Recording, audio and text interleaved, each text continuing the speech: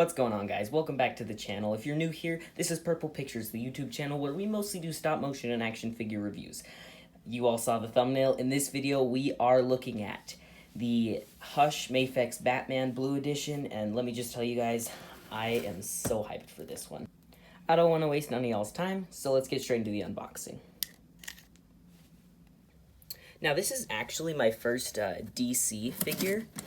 It's by Mafex, of course, and to be honest, lately I've been thinking about actually like starting to get more into Mafex. I mostly have SH Figuarts figures, but I mean I've seen some pretty cool figures from Mafex. Okay, here it is.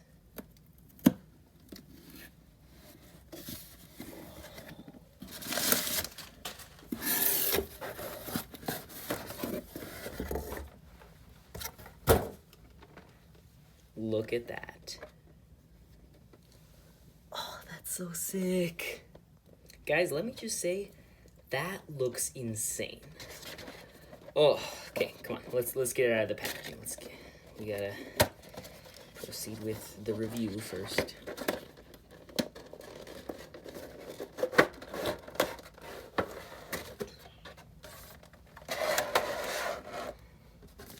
Get these instructions or something. Heck no, we don't need those.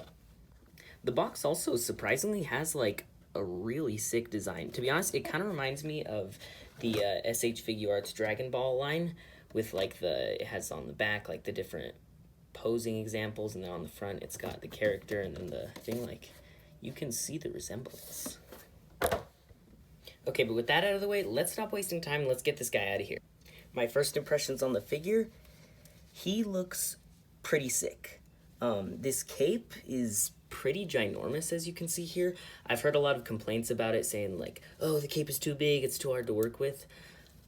I mean, for first glance, I think that honestly kind of works, just because, like, you know, Batman, he's got to be able to glide, you know, he's got to have some wings.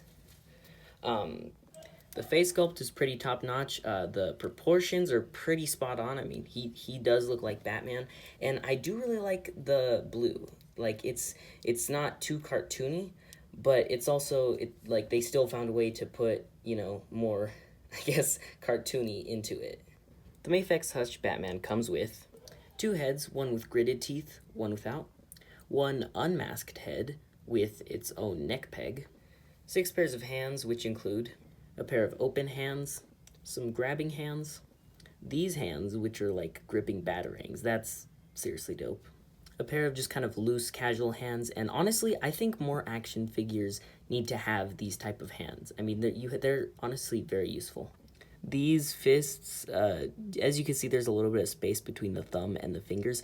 I honestly have no idea what these are for. Maybe you'll figure it out later. And of course, some grappling hook hands. Both grappling hooks can slot into either one of these. So you can have the short one, long one, short one, long one. You can use these one at a time. Very versatile. Speaking of the grappling hooks, this is what they look like. You have a long one and a short one. I would recommend you be careful with the long one. I don't think it's gonna bend. It's made of metal, but you know, it's just, it feels like if you're not careful with this, you could easily bend it. The small one, there's really no problems. These both slot into the grappling hooks, as I said earlier, but yeah, really nice. Oh, and it also comes with like a display base, or like a clear flight stand. I find these pretty helpful when they're in action figures, because then, I mean, I don't have to buy like new ones for every time one breaks. It doesn't look that high quality, but honestly, like, these are always very helpful. I'm glad to have one with Batman. Let's see what he looks like with some of his other head sculpts. Here's his teeth gridded head. And here's his unmasked head. I don't really want to switch out his hands like a million times to show what each one looks like, so let's just get straight into articulation. We'll start from the bottom. Looking at the toe, we get about that much bend right there, which is pretty good. Doesn't bend forward. I don't really see why you would need that. At the ankle, it can go down to about there, and then back up to about here. It is on a ball socket joint, so you can kind of roll it around. It does not swivel side to side. That's okay. Let's see. Next is the knees, and luckily we get a full double bend here. That is something that honestly really annoys me about a lot of action figures, is when they don't give you a double bend, because you honestly really need that for posing and for stop motion. Okay, legs can go to about there. That's not bad. They can actually swivel in and out a little bit, but it's on the joint right here, and it's not an actual like swiveling point. Legs do not go back, but you can kind of get them to like go out a little bit if you need them. That's not a big deal. His abs can crunch forward to about there, and it goes back to there. His torso, upper torso, can do a full 360. I'm not going to do that because I want to be careful with this, but it can also go further and back. So you can really get some good back articulation with this figure. Moving on to his arms, you can get a full all the way 360 with the shoulder joint. It can also swivel forward and back. It can go up to there and then down to there. We do get a swivel right here. Again, it can go 360, and then a double bend at the elbow, which again is good. These little bat thingies on his gloves, I don't know what they're called, sorry, but they are made of rubber, which is good because if they're like made of hard plastic, they could break, and we would not want that. His wrists can go, let's see, you have to get it right on the joint, but they can go forward and back from there to there. You can switch them out, obviously. And then his head and neck peg. Since the neck peg is removable, it can bend pretty far forward and back. And then the head can also move on its own. Like, it can go down to here and then up to here. And then adding in the neck peg, you can do a lot with it. It can swivel side to side, both on the neck peg and on just the head. You can do a full 360, and then if you pop it off, you can obviously get the other Bruce Wayne head. Now, when you're switching out the cowl heads, you actually have to pull the neck peg off just because the head is tighter on the neck peg than the neck peg is to the body. Okay, now let's go over the cape. Now, I'm sure you guys have heard, as have I heard, that the cape can be a hindrance to some people for buying this or just thinking that it's a 10 out of 10 figure. I have been playing around with it for a little bit, and honestly, it's not as bad as some people have said. Yes, it's a lot of cape, it's big, but that really just means that it is awesome for when you're having him in a gliding pose or, you know, you want his cape flapping in the wind. It makes it look way cooler, and honestly, I think it was necessary that they did that, you know? He does also have some... Oh, you know what? That's what the fist hands were for. The other fist hands are for grabbing the cape. Maybe. I think that's what that is. Okay, anyways, but yes, it is a lot of cape. It has 2 wired points, so you have on the tops here, on the edges, right here, and then down right here. Now, you can kind of bunch the cape together enough to keep it, like, concealed and, like, not really hidden, but just make it look, like, less ginormous and volumey.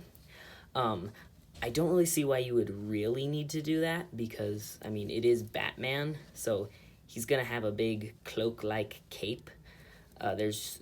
You can use mostly the middle ones right here, this wire thing. That really helps when you're trying to condense the cape because, you know, you can really bend those to shrink it down if you do this. But keep in mind, if you do that, it's gonna look kind of goofy from the back. Just, I mean, look how far that is, because it is a lot of cape. Do I think it's a problem? No, I do not. I like the big cape. Obviously, you can't have a perfect cape either way. Like, if it were way smaller, for example, you couldn't do some of the awesome gliding poses, right? So I think this is one of the best ways to handle Batman's large glider-like cape. Oh, and how could I forget the batarangs? You get 2 pairs of different ones. You have the more bat-looking pair. These are the more classic batarang look. And then you have these ones, which I think are a little bit more, like, futuristic, different looking. You can put him in his hands, and then you can use these hands that like already have some in them, and he looks freaking sick. The different loose and grabbing hands also make for really good fighting hands as well. Oops. The different open and grabbing hands also make for really good fighting hands, especially when you mix and match them. That looks really sick. And then when you add the ginormous cape flowing in the wind to it, I mean, you can't beat that. Y'all know how this goes. Now it's time for some scaling. I got my weird ruler here, and on his own, Batman is a little bit under 6.5 inches. Okay?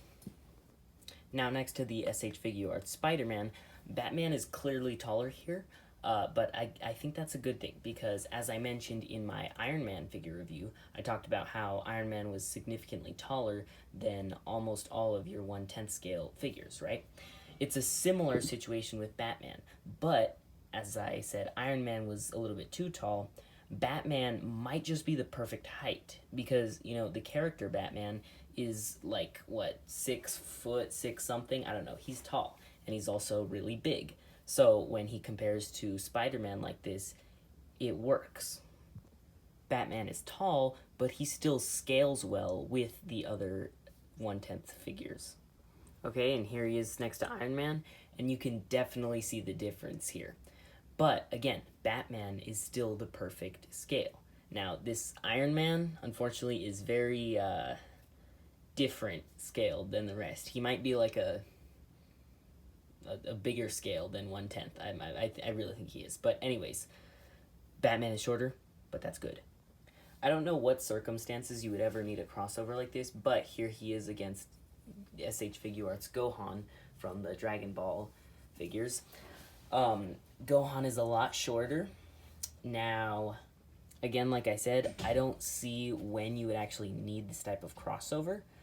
But if you ever were to try to, you know, compare them or show them in display next to each other, it's probably not going to look very good, because Gohan is like a head taller, or a head shorter, not including his hair. And yeah, he's just way too short. Here he is real quick against Dummy 13. Yep, Batman's taller. And here is the Marvel Legends Venom. Batman is shorter, and he scales up well. And now comes the fun part of the video, where I really just show you guys a montage of him in all kinds of different poses. I'm looking forward to it because I see a lot of potential.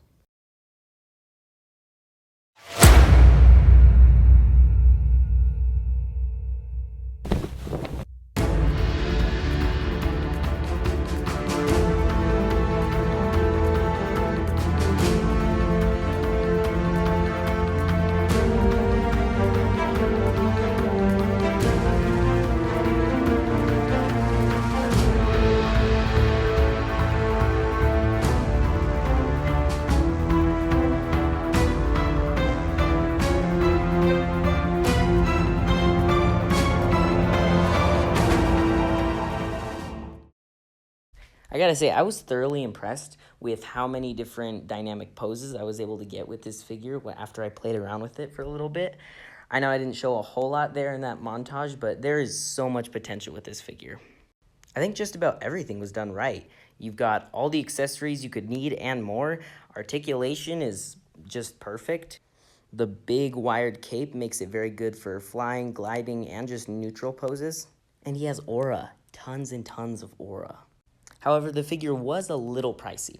He was about $105 on Amazon, which, you know, is pretty expensive. So whether you're willing to pay that or not, that's your decision. I think it was totally worth it. But I think that'll just about wrap up the review. This action figure is a 5 out of 5 stars in my personal opinion. That'll do, guys. Peace out. Now, fighting hands as well. Oops.